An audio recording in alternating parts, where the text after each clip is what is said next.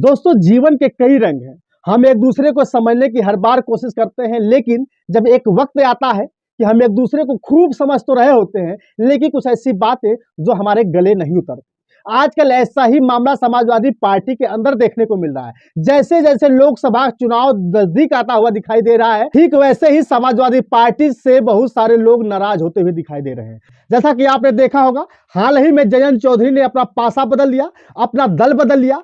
Samajwadi party के साथ बड़े बड़े मंचों पर देखे जाने के बावजूद भी एनडीए में शामिल हो गए। लेकिन आजकल जो खबर निकल के आ रही है वो स्वामी प्रसाद मौर्य को लेकर के। अब आपको जानना जरूरी है कि स्वामी प्रसाद मौर्य की जिंदगी क्या है, आखिर उन्हें इस्तीफा क्यों दे दिया। अचानक अब तक समाजवादी पार्टी की बड़ाई कर रहे थे, अभी एक ऐसा क्या हो गया कि उन्होंने राष्ट्रीय महासचिव से इस्तीफा दे दिया। साथ ही एक और खबर निकल के आई कि सिराथू की विधायक पल्लवी पटेल भी अखिलेश यादव से नाराज हैं। इस पूरी खबर को हम बताएंगे और साथ ही स्वामी प्रसाद मौर्य अखिलेश यादव से नाराज होकर के किधर जाने वाले हैं, इस पर भी पूरी बात चर्चा करेंगे। तो आपसे निवेदन है कि चैनल को सब्सक्राइब कर लीजिए और घंटा भी दबा दीजिए। और आपसे निवेदन करता हूं कि इस वीडियो को अंत तक देखिएगा, क्योंकि जब तक आप वीडियो देखेंगे नहीं तब तक शायद आपको समझ नहीं आने वाला है। और साथ ही बड़ी मेहनत लगती है कि आप लोगों को ऐसा ऐसा कंटेंट दिखाऊं और आपको समझाने का प्रयास करूं। तो आपसे निवेदन है, देखने के बाद शेयर जरूर करिएगा। अब नमस्कार, मैं हूं सत्यानंद स्वामी और आप देख रहे हैं सत्या एक्सप्रेस।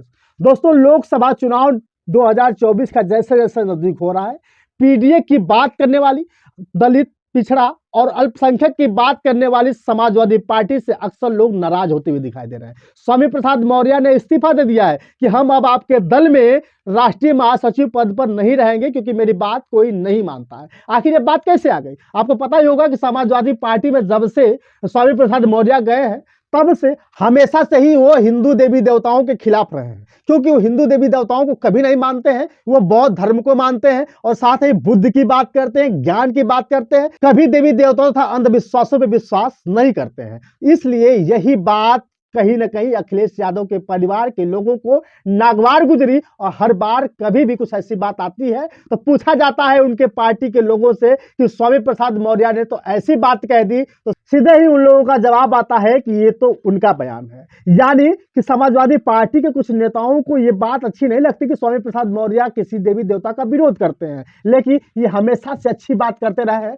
जब से समाजवादी पार्टी के राष्ट्रीय महासचिव से इस्तीफा दिया है, तब से लोग खबर उठा रहे हैं कि अब स्वामी प्रसाद मौर्य ना बीजेपी में जाएंगे, ना समाजवादी पार्टी में रहेंगे, अब सीधे जाने वाले हैं बहन जी के साथ। आपको बता दूं कि 1996 से लगातार 20 सालों तक संघर्ष करने के बाद स्वामी प्रसाद मौर्य ने बसपा के साथ कई बार मंत्री रहे, कभी कभी तो विपक्ष का उन्हें नेता प्रतिपक्ष बनने का भी मौका मिला है। और जब से उन्होंने बीजेपी में अपना कदम रखा था, तब से उनकी बातें किसी को अच्छी नहीं लगती थी और बीजेपी से साथ छोड़ दिया। अब अखिलेश यादव के साथ आ गए हैं, लेकिन अखिलेश यादव की बात करें, अखिलेश यादव अक्सर पिछड़ा, दलित और बहुजन की बात करते हैं, अल्पसंख्यकों की बात करते हैं। और पीडीए के अनुसार ही लगातार लोकसभा चुनाव में प्रयास भी कर रहे हैं कि दलित को जोड़ लिया जाए, पिछड़े को जोड़ लिया जाए और अल्पसंख्यक को अगर ये कर लिया जाएगा तो कहीं ना कहीं लोकसभा चुनाव में बहुत ही बड़ा बेनिफिट मिलेगा। राज्यसभा का पर्चा दाखिला हो चुका है और 3 ऐसे लोगों का पर्चा दाखिला हुआ जिनका अस्तित्व बहुत ऊंचा तो है, लेकिन जिस तरह से दलित, पिछड़ा, अल्पसंख्यक की बात करते हैं, उन्होंने वैसा काम नहीं किया। अगर 3 लोगों को चुनाव लड़ाना था, राज्यसभा का उम्मीदवार बनाना था, तो इन्हीं 3 लोगों में से रखना चाहिए था। दलित रख लिए होते, पिछड़ा रख लिए होते और एक मुस्लिम रख लिए होते। इसी से नाराज विधायक पल्लवी पटेल, जो अपना दल कमेरावादी के राष्ट्रीय अध्यक्ष हैं, अखिलेश यादव से नाराज दिख रही हैं। उन्होंने कहा है कि हम इनको वोट नहीं करेंगे। जिस तरह से अखिलेश यादव पीडीए की बात करते हैं, अपनी बातों से खरा नहीं उतरे हैं। 3 ऐसे राज्यसभा के उम्मीदवारों को बनाया है जिससे ना तो पीडीए का कोई भी उम्मीदवार है, इसलिए पल्लवी पटेल भी सीधे सीधे नाराज दिख रही हैं। अब पल्लवी पटेल अखिलेश यादव का दामन छोड़ सकती हैं।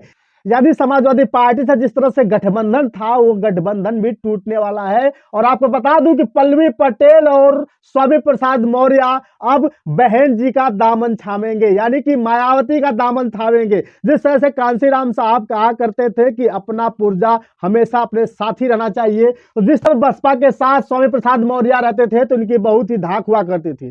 कई बार मंत्री बने रहे, कई बार नेता प्रतिपक्ष बनने का मौका मिला। और अखिलेश यादव के साथ जब से आ गए हैं, तब से कहीं ना कहीं इनके बात बड़बोलेपन तो है, हमेशा हिंदू देवी देवताओं का विरोध तो कर रहे हैं, लेकिन उन्हीं में रहने वाले बहुत सारे लोगों को अच्छा नहीं लग रहा है। साथ ही अखिलेश यादव के परिवार को भी अच्छा नहीं लग रहा है, किसी देवी देवता का ये विरोध कर रहे हैं। यानी अब साफ जाहिर हो रहा है कि स्वामी प्रसाद मौर्य अब बौद्धिस्ट अगर हैं तो कहीं ना कहीं बौद्धों को मानने वाली पार्टी बसपा ही है, और बसपा के साथ स्वामी प्रसाद मौर्य जाएंगे और फिर से अपना वर्चस्व बनाएंगे।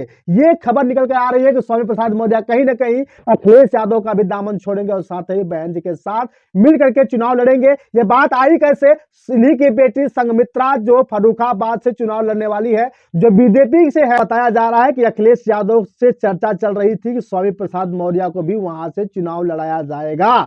तो कहीं ना कहीं एक तरफ बेटी और एक तरफ बाप, जब दोनों में भिड़ंत होगी तो लोग मजे ले रहे थे, इसलिए स्वामी प्रसाद मौर्य को भी ये चीजें पसंद नहीं आई और सीधे अखिलेश यादव से नाराज होकर के, उनकी पार्टी से नाराज होकर के उन्होंने राष्ट्रीय महासचिव पद का इस्तीफा दे दिया। अब जाएंगे बहन कुमारी मायावती के साथ, बसपा के साथ जाएंगे। बाकी आपकी राय क्या है, कमेंट करके जरूर बताइएगा।